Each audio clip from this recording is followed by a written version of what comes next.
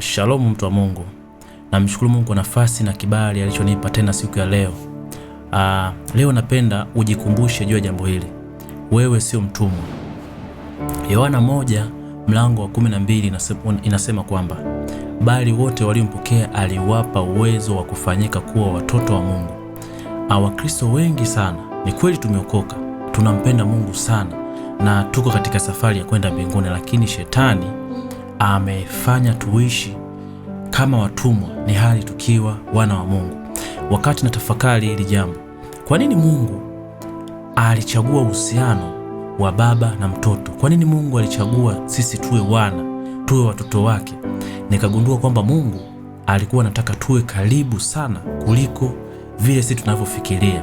Kwa nini? Ili tuwe na haki juu ya mamlaka, juu ya ufalme wake, na pia ili tuwe warithi wa ufalme wake.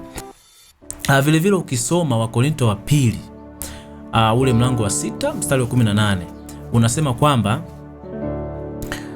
nitakuwa baba kwenu nanyi mtakuwa kwangu wanangu wa kiume na wa kike, asema Bwana Mwenyezi. Kwa hiyo tunaona kwamba Mungu alikuwa anataka tuwe na uhusiano wa karibu kama baba na mtoto, ili kupitia huo uhusiano wa karibu tuwe na haki mbele zake, tuwe na haki katika mamlaka yake, tuwe na haki katika ufalme wake, vile vile tuwe warithi wa ufalme wake. Labda nikupe mfano.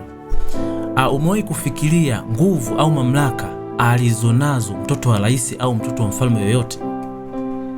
Najua utakuwa umewahi kufikiria.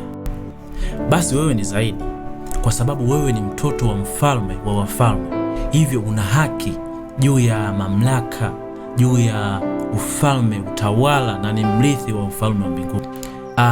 Hivyo ninakusii mtoto wa Mungu, badilisha mtazamo wako, usimame kwenye utambulisho wako, uishi kama mwana, maana hivyo ndivyo Mungu anavyokutazama.